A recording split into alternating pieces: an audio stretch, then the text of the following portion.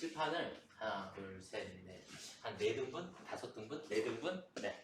이렇게 해서 적어 드리도록 하겠습니다. 적는데 조금 짧게 적어드려도 되죠? 개정 과목들은 다 짧게. 네. 그래서 1차적으로는 손익계산서부터 먼저 손익계산서는 우리가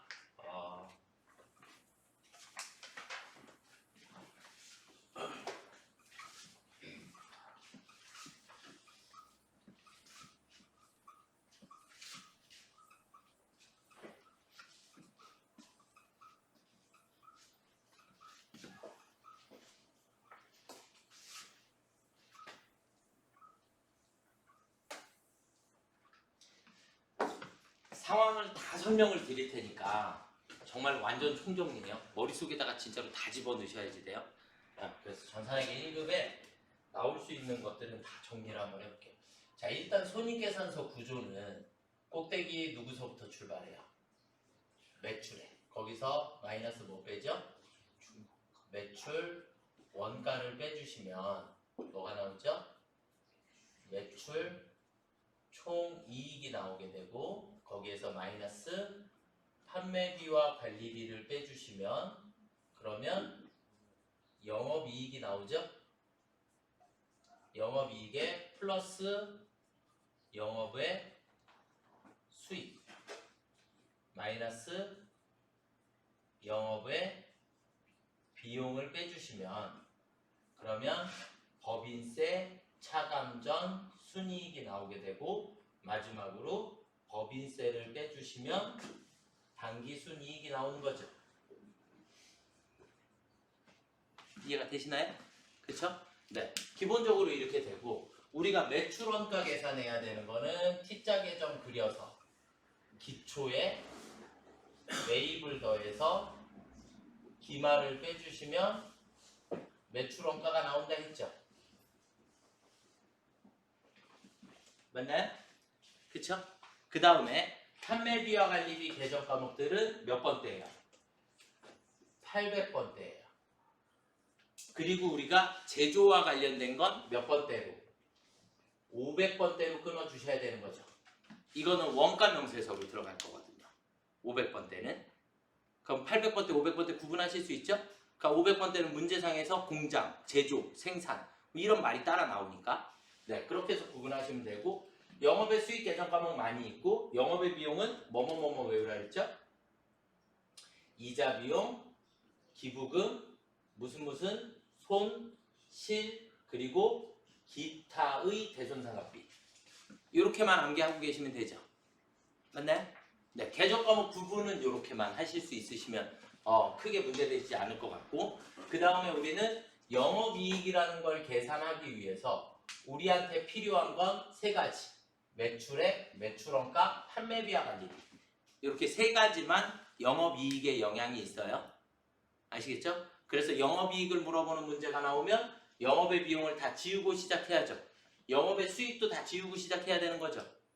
이해가 되셨나요? 영업이익을 물어봤으니까 이 위에 것만 필요하니까 무슨 말인지 이해가 되셨습니까? 네, 그렇게 일단 보시면 될 것 같고요. 최근 40페이지에 보시면 이제 영업의 수익이라고 하는 것들이 쭉 나열되어 있어요.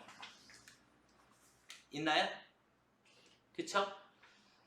영업의 수익들이 자 그러면 얘네들의 이제 각각 상황을 이제 설명을 한번 해볼게요.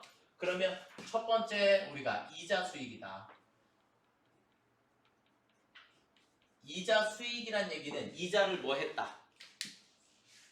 받았다. 맞죠?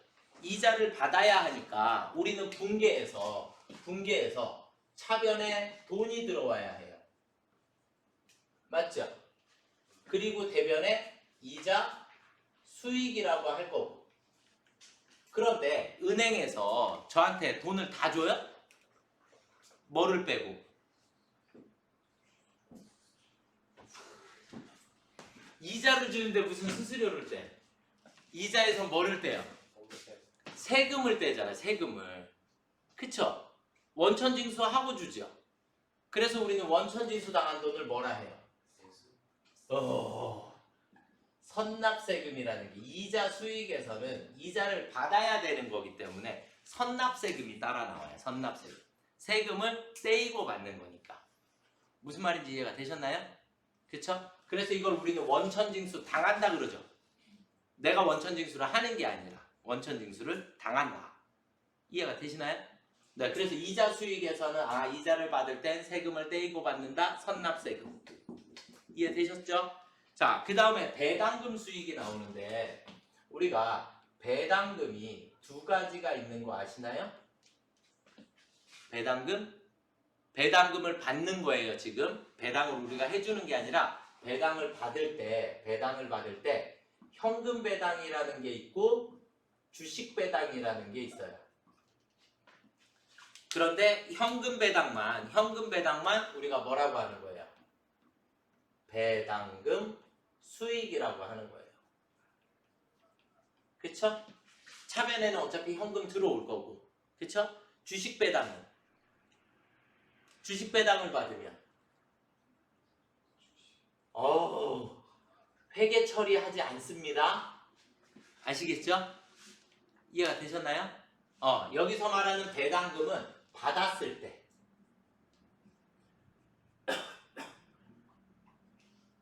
배당을 했을 때는 우리 회사가 배당금을 지급해야 되는 상황이잖아요. 그죠? 지급해야 하니까 현금 배당은 미지급 배당금이라 하고 주식 배당은 미교부 주식 배당금이라고 해요. 그쵸? 우리 회사가 지급해야 할 때는. 맞나요? 네. 자, 그 다음에 단기매매증권 처분 이익은 따로 설명을 안 드려도 될 것 같고, 단기매매증권 사고 팔면서 우리가 이득이 생기거나 손실이 생기니까 처분 이익이다, 처분 손실이다 라고 하는 건 무조건 내 것이 나가고 돈 들어왔는데 돈이 안 맞는 거죠. 그쵸? 네. 그래서 처분 손익은 따로 하실 건 없으실 것 같고, 그 다음에 외환 차익.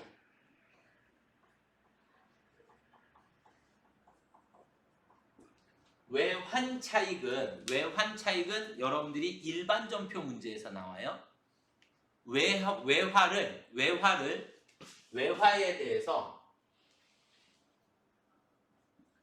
외화에 대해서 우리가 지급하거나 수령하는 거래요. 돈을 지급하거나 돈을 받을 때. 두 가지로 따져볼게요. 외화에 대해서 예를 들어서 차입금이다. 그럼 차입금은 내가 돈을 어떻게 해야 돼요? 갚아야 되는 거죠. 맞나요? 돈을 갚아야 돼요. 돈을 갚아야 되니까 대변에 뭐 단기 차입금이든 장기 차입금이든 없어지겠죠. 아유, 대변에 없어진다. 큰일 났어. 네. 위에다 쓸까 아래다 쓸까 고민하다가 그랬어요. 차입금은 내가 지급해야 되니까 돈이 대변에 나가야 되는 거죠. 그쵸? 차변에 가서 우리는 단기 차입금 혹은 장기 차입금이 없어질 거예요. 그쵸? 그런데 차입금이 없어질 때는 내가 지금 외화잖아요. 그쵸? 외화니까 여기에 있는 금액은 과거의 환율이에요. 과거의 환율로 계산이 되고 나는 오늘 돈을 갚는 거죠. 돈을 갚아야 되니까 나가는 돈은 현재 환율로 계산이 돼야 되죠. 맞아요? 그러다 보니까 돈이 득이 생길 수도 있고 실이 생길 수도 있다. 환율이 올라버리면 내가 돈을 더 많이 갚아야 되는 상황이고 환율이 떨어지면 내가 돈을 적게 갚아야 되는 상황이죠. 그래서 득이나 실이 생기게 돼요. 득이 생기면 우리는 뭐라고 하면 돼요? 득이 생기면 외환차익이라고 하는 거고 실이 생기면 외환차손이라고 하는 거죠. 둘 중에 하나가 생겨 환율 때문에 어차피 차이가 생기는 거니까. 이해가 되셨나요? 자, 그 다음에 두 번째의 경우의 수는 외상매출금이다. 그러니까 외상매출금이 외화로 되어 있을 때 그러면 외화 외상매출금이니까 내가 돈을 뭐 해야 돼요? 받아야 되는 거죠? 그쵸? 외상만 출금은 내가 돈을 받는 거잖아요. 여러분들은 너무 심각하세요 지금. 네, 자, 왜 몰라요? 우리 다 배웠죠? 외상만 출금은 내가 돈을 받아야 돼요. 내가 돈을 수령하는 거예요. 그러니까 돈을 수령해야 되니까 우리는 차변에 돈이 들어오면 되죠. 맞나요? 그러면 대변에 뭐가 없어져요? 외상 매출금이 없어져요. 그쵸? 그러니까 내 장부에 원래 있었던 외상 매출금은 과거의 환율로 계산이 됐겠죠. 그쵸? 그리고 받아야 되는 이 돈은 현재 환율로 계산해야 되겠죠. 이해가 되셨나요? 그럼 환율 차가 생기니까 돈을 많이 받았을 수도 있고 돈이 모자랄 수도 있잖아요. 그죠? 그쵸? 그러니까 둘 다 외환 차익이 생길 수도 있고 반대로 외환 차손이 생길 수도 있죠. 무슨 말인지 이해가 되시나요? 아시겠나요? 우리가 이렇게 하는 거랑 문제 푸는 거랑 또 틀려요? 어떡하죠? 네, 자, 그래서 외환 차익이라고 하는 것은 외화에 대해서 거래를 하는데 내가 득이 생겼을 때 외환 차익이다. 그러니까 외환 차익이라는 개정 과목은 돈 거래가 나와야 외환 차익인 거예요. 돈 거래가 안 나오는 거래는 외화 환산이라 그래요. 그건 결산일 날 나오는 거. 이제 다음 개정 과목. 외화 환산이익. 외화 환산 이익, 외화 환산 손실이라는 개정 과목이 있죠. 그렇죠? 외화 환산 이익이나 외화 환산 손실. 얘네들은 언제만 나온다? 결산일만 나온다. 결산일만. 그쵸? 결산일만 나오고 그냥 얘는 이렇게 적어드릴게요. 나한테 득이 생겼을 때와 실이 생겼을 때 이렇게 구분을 하시면 되죠. 외화에 대해서 뭐 외상 매출금이든 외상 매입금이든 뭐 상관없잖아요. 외화 장기 차입금이든 대여금이든 상관없이 우리는 환율 때문에 이익이 생겼다, 손실이 생겼다. 차액만큼만. 그래서 외화 환산 이익은 무조건 금액이 차액만큼만 회계 처리를 하시면 돼요. 아까 외환 차익은 어떻게 했어요? 전체 금액을 다 계산했죠. 그렇죠? 전체 금액을 다 했는데 얘는 차액만큼만. 그럼 차액만큼 득이 생겼으니까 우리는 대변에 가서 뭐라고 하면 돼요? 대변이 외화 환산 이익이다 라고 얘기를 하면 되고 실이 생기면 마이너스가 생기면 차변에 외화 환산 손실이라고 하면 되죠. 개정 과목은 반대쪽은 문제상에서 주어진 개정 과목이 다 자동으로 나오는 거니까. 이해가 되시나요? 그래서 득과 실만 여러분들이 따져주시기만 하면 돼요. 이해되셨나요? 자, 그 다음에 유형자산 처분 이익도 똑같으니까 뭐 크게 의미는 없고 자산 수준 이익을 한번 보도록 하겠습니다.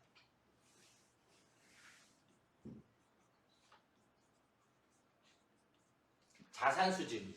자산 수준 이익이라는 것은 누군가가 나한테 뭔가를 기증받은 거죠, 우리가. 맞나요? 그래서 자산 수준 이익은 기증을 한 거예요, 받은 거예요? 기증을 받다. 기증을 받다. 그러면 저한테 건물이 생기든 토지가 생기든 비품이 생기든 생기겠죠? 맞나요? 네. 기증받은 자산이 생기게 될 거고 그러면 차변에는 자산이 들어올 거예요. 맞죠? 이름이야 문제상에서 주어질 거고 그리고 대변에 가서 얘를 우리는 뭐라고 하면 돼요? 자산 수증 이익이다 라고 얘기를 하면 돼요. 근데 여기서 더 중요한 건 금액이 여러 개가 나올 수 있어요. 자산, 토지의 장부가가 얼마였고 공정가치가 얼마고 뭐 이렇게 나와요. 그런데 자산 수준 이익이라는 것은 남의 것이 나한테 들어오는 거죠. 그쵸? 나에게 들어오는 거니까 무조건 무슨 가치로 들어온다? 공정가치로 들어오게 된다. 자산 수준 이익에서는 금액이 무조건 공정가치로 들어오면 된다. 무슨 말인지 이해가 되시죠? 아시겠죠? 자, 그 다음 개정 과목은 보니까 채무 면제 이익. 채무 면제 이익도 뭐 어려운 건 아니에요.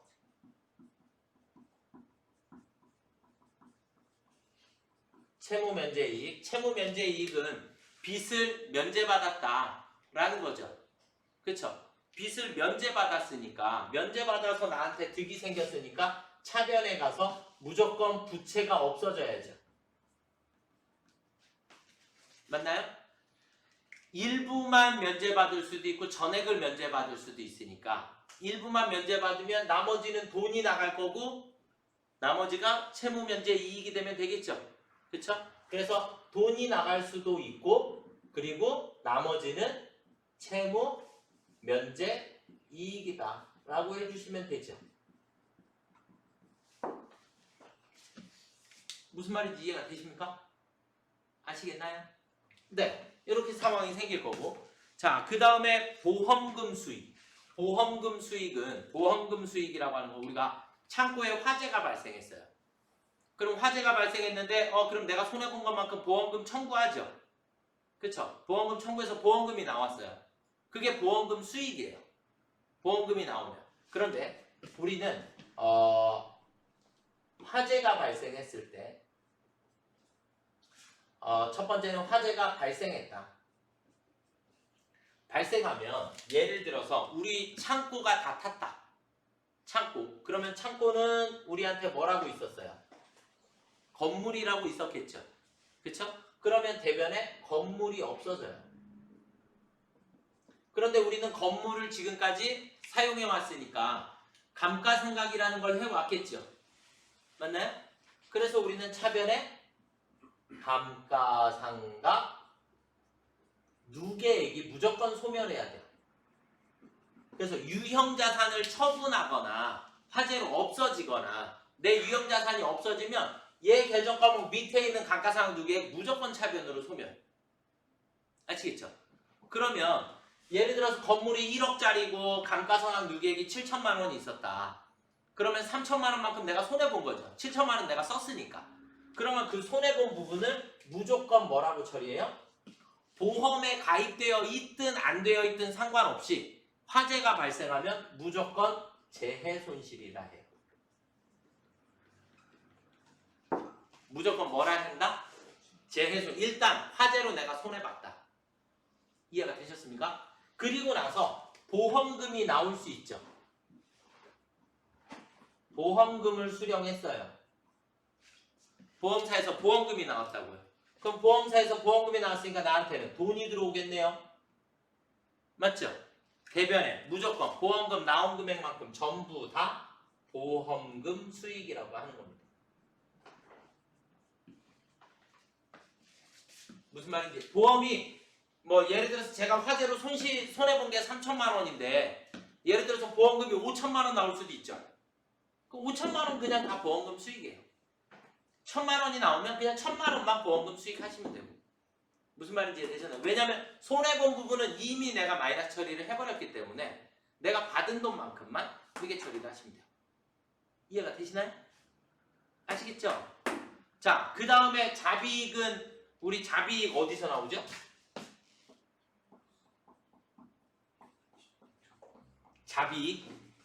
자비익을 우리 오늘 고등학생들 회계 2급반에서 선생님 창고에 있던 폐유지를 팔고 돈을 받으면 어떻게 돼요? 우리 빈병 팔고도 돈 받죠. 폐유지 팔고도 돈 받을 수 있죠. 걔를 자비익이라고 하는 거예요. 이해가 되셨나요? 그래서 자비익의 첫 번째 경우는 폐지를 팔고 돈을 받았을 때 그러면 우리 회사 입장에서는 돈이 들어오지요? 그쵸? 그리고 그냥 바로 뭐라고 하면 된다? 자비익이라고 하면 된다. 아시겠나요? 그리고 여러분들이 이제 한 단계 조금 더 올라가면 부가세 신고할 때 전자신고 세액공제라는 걸 해줘요. 그러니까 부가세 신고를 종이로 접수하지 않고 홈택스에서 전자신고를 하면 10,000원의 세액공제를 해주게 돼요. 그 10,000원도 자비익으로 처리를 하게 됩니다. 그래서 자비익이 나올 수 있는 경우에 우리가 적어드리면 지금 폐지 그 다음에 현금과부족이 있을 수 있고요. 그 다음에 전자신고 세액공제가 있어요.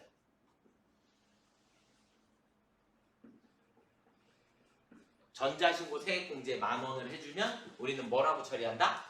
자비익이라고 처리한다. 현금과부족은 우리가 처리할 때 현금과부족이 기존에 있던 현금과부족이 차변으로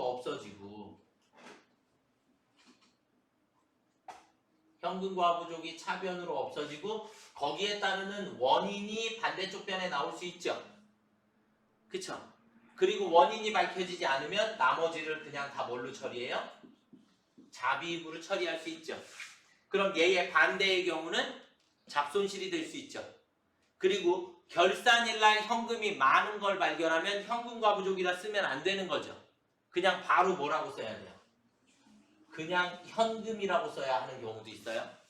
그쵸? 현금이 장부상잔액보다 이제 실제 장부상잔액보다 현금이 많다. 그럼 현금이 많아졌는데 결산일이니까 원인을 알 수가 없잖아요. 그러니까 다 자비 이렇게 처리가 되는 거죠. 무슨 말인지 이해가 되셨습니까? 네. 그래서 수익 계정 과목들에 대한 정리를 지금 다 해봤고요. 자, 그 다음에 비용 계정 과목을 보면 비용 계정 과목에서는 이자 비용이 나오는데 이자 비용은 어려운 거 아니잖아요. 그죠? 이자를 지급하면 되니까. 여러분들 원천징수도 잘 안 나오니까 이자 비용도 그냥 적어드릴까요? 우리가 이자 비용은 원칙상은 우리 회사가 누군가한테 이자를 지급하는 거죠. 누군가한테 돈을 줄 때는 우리 회사가 원천징수를 하고 줘야지 돼요. 우리가 은행에서 받을 때 세금을 떼이고 받듯이 우리 회사가 예를 들어서 회사 입장에서 성희님한테 돈을 대출을 해줬어요. 그러면 성희님이 저한테 원금이랑 이자 주죠. 그러면 이자 중에서도 원천징수를 해야지 돼요. 무슨 말인지 되셨나요? 그래서 그거는 납부를 해야지 돼요. 따로. 그래서 이자 비용은 이자를 지급할 때 그럼 이자를 지급한다는 얘기는 대변에 돈이 나가죠. 맞나요? 대변에 돈이 나가고 차변에 이자 비용이라고 하면 되는데 이자를 돈을 빌려준 게 아니구나. 제가 빌려서 쓴 거죠. 네. 제가 빌려서 쓰고 돈을 갚아야 될 때 이자까지 같이 갚으면 그 이자의 일부분을 떼고 갚아야지 돼요. 그래서 그 원천징수한 돈이니까 우리 뭐라고 얘기해요? 얘는 예수금이 나오는 거죠. 예수금. 아시겠나요? 그런데 지금까지 이자 비용 문제는 잘 안 나와요. 이자 수익 문제가 나오지. 여러분들한테. 그래서 이자 수익은 선납세금, 세금을 떼이고 받아야 하니까 선납세금인 거고 얘는 세금을 떼고 지급해야 하니까 예수금인 거예요. 아시겠죠? 그러니까 선납세금은 원천징수를 당한 거고 그 다음에 예수금은 원천징수를 한 거고 내가. 이해가 되시나요? 네. 자, 그 다음에 단기매매증권 평가손실 뭐 크게 의미는 별로 없으신 것 같고 처분손실도 뭐 별로 크게 의미는 없으실 것 같고 기부금.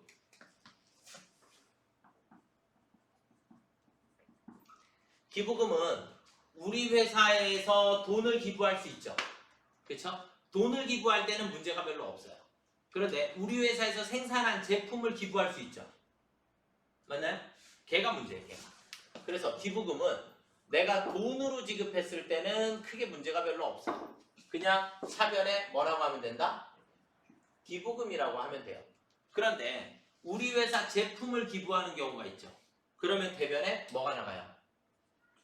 제품이 나가고 제품이 나갔으니까 우리 적용 몇 번? 8번. 그리고 이 제품의 금액은 무조건 무슨 가격? 무슨 가격? 원가로 나가게 됩니다. 내 거니까. 그쵸? 남의 것이 들어올 때 자산수중이 남의 것이 들어올 때는 공정가치로 들어와야지 되고 시가로 내 것이 나갈 때는 무조건 원가로 나가는 겁니다. 이해되시나요? 아시겠죠? 네. 자, 그 다음에 나머지는 뭐 재해손실까지도 다 설명드렸으니까 외환차손, 외환차익 다 설명드렸고 그쵸? 그 다음에 잡손실 나오는 건 잡이익이나 잡손실이나 반대 상황으로 바뀌겠죠, 그죠? 네, 크게 어려운 건 아니실 거다라고 생각합니다. 수익 비용 요 정도 하고요. 그 다음에 앞으로 한 장 넘어가 보시겠습니까? 앞으로 한 장 넘어가 보시면, 앞으로 한 장 넘어가서 보시면, 판매비와 관리비 계정 과목들이 이제 쭉 나와요. 그쵸? 그러면 우리가, 자, 급여 지급을 해요. 급여, 월급 주는 거죠. 그쵸? 급여를 지급하게 되면, 우리는 계정 과목 뭐뭐뭐 쓸 수 있죠? 일단 급여. 맞죠? 그 다음에 생산직은 임금. 그쵸? 일용직은 잡급. 얘네들을 다 쓸 수 있어요. 그죠? 그런데 4대 보험료하고 세금하고 원천징수하고 주죠? 그러니까 원천징수하니까 대변에 뭐가 나와야 돼요? 그렇죠. 예수금. 나와야 하고 나머지가 돈으로 지급되면 되는 거죠. 맞나요? 이해되시나요? 네. 자, 그 다음에 두 번째는 퇴직급여. 퇴직급여는 퇴직연금을 가지고 설명을 드렸는데, 자, 퇴직급여. 퇴직급여는 크게 우리가 두 가지로 구분을 하시면 되고요. 연금 말고 여러분들 결산 문제에서 퇴직급여 추계액 나왔죠? 아까도? 안 나왔나?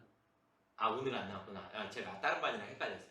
퇴직급여 추계액이라는 게 나와요. 그러면 우리가 퇴직급여를 적립해야 되니까 결산일 날은 우리 회사의 전 사원이 퇴사한다면 필요한 퇴직금이 얼마입니다.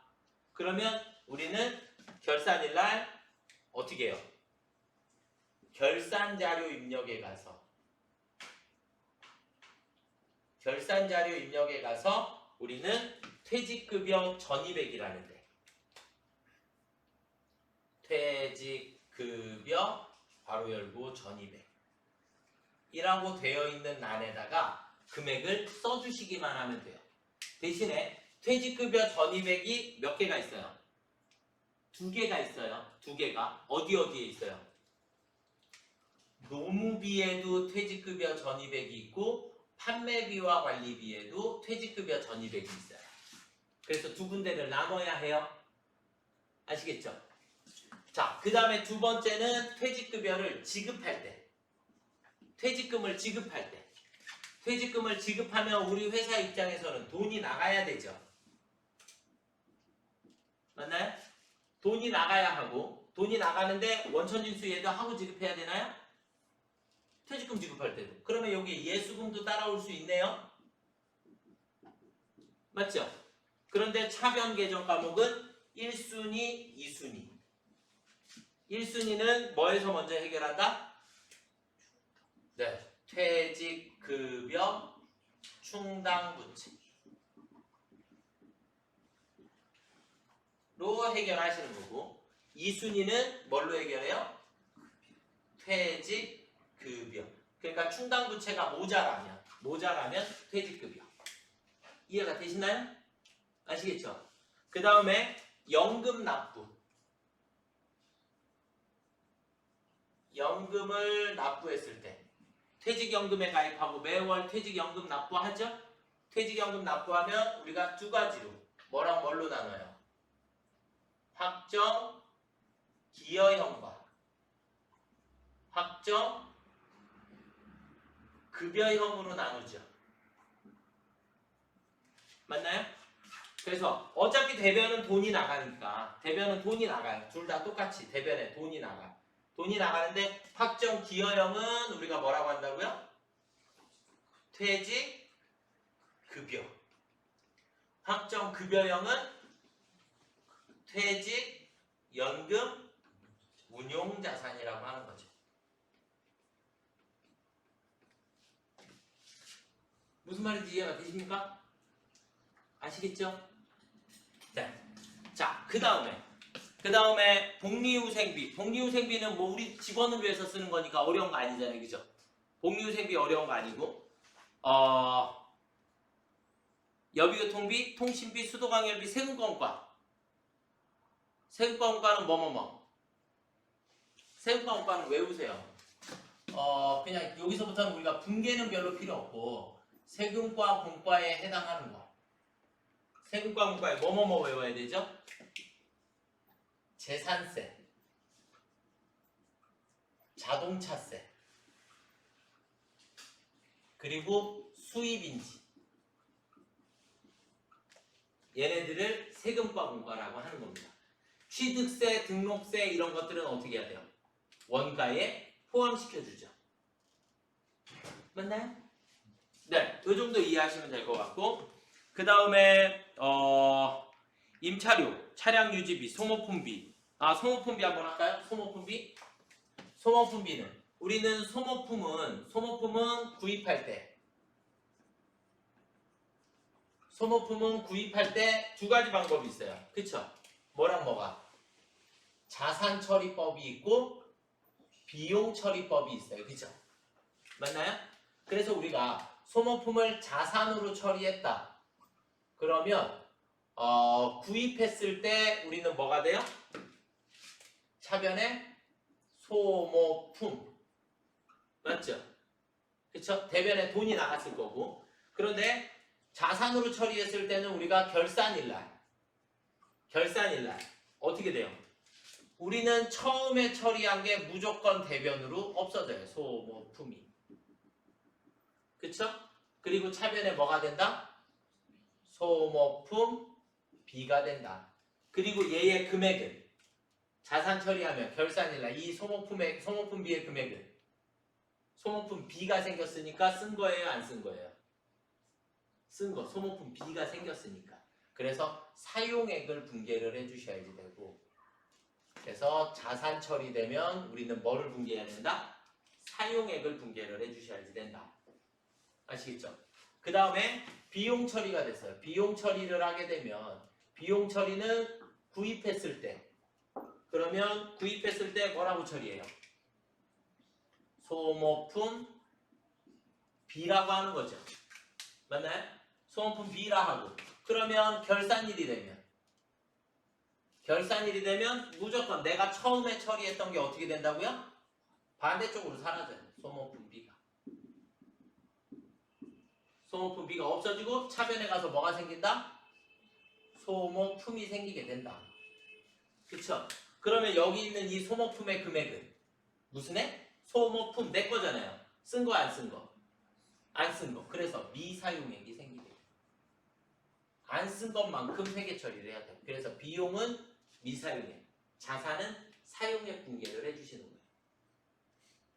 무슨 말인지 이해가 되시나요? 소모품이 결산일까지 안 나는 똑같은 거예요? 이건? 안 남으면 얘가 다 없어져야죠. 아니 남으면 안 써서 그대로 나오는 그러면 결산 분개가 없죠. 그런 거예요. 전부 다 소모품이니까 그냥. 그러니까 1,000,000원어치 사는데 그대로 1,000,000원이 다 있어요. 그러면 결산 분개가 없죠. 그렇죠? 써야지. 그렇죠. 쓰면 쓴 것만큼 없애주고, 얘는 다 쓴 거다라고 해놨으니까 그 중에 안 쓴 게 있으면 안 쓴 것만큼 자산으로 처리를 해줘요. 무슨 말인지 이해가 되시죠? 반대로 생각하시면 돼요.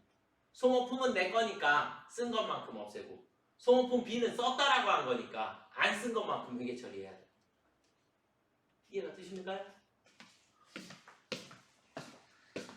자, 그 다음에 도서인쇄비, 수수료 비용. 수수료 비용에서는 단기 매매 증권만 900번대 수수료 비용 쓰고 나머지는 그냥 800번대 쓰시면 된다. 그죠? 네, 그렇게 하시면 되겠고, 그 다음에 접대비, 보험료, 운반비, 수선비 다 이해되시죠? 광고 선전비, 보관료는 뭐 잘 안 나오니까, 감가상각비, 대손상각비. 우리 대손은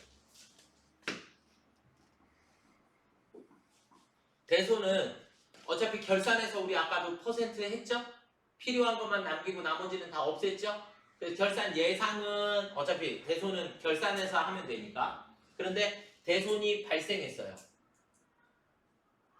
그러면 대손이 발생했다는 얘기는 외상매출금을 못 받게 되었다라는 얘기죠.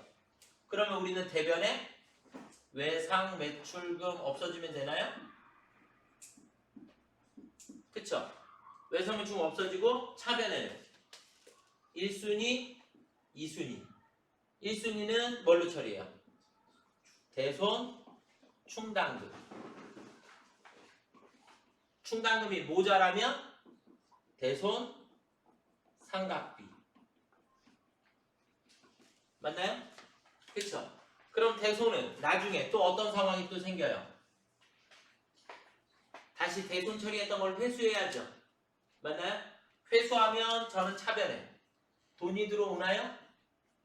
그쵸? 회수하면 대변에는 뭐라 그래요? 무조건 대손 충당금이라고 하셔야 합니다. 아시겠습니까? 네. 그리고 뭐 잡비는 잡다 한 거. 요 정도 하시면 지금 제가 개정 과목들에 대한 회계 처리를 거의 다 했죠? 안 빼먹고. 그런가요? 어떻게 이거 우리 회계를 진짜로 한 달치를 지금 수업을 다 한 건데. 그런가요? 그런 거 같죠? 네, 일단 찍어주시고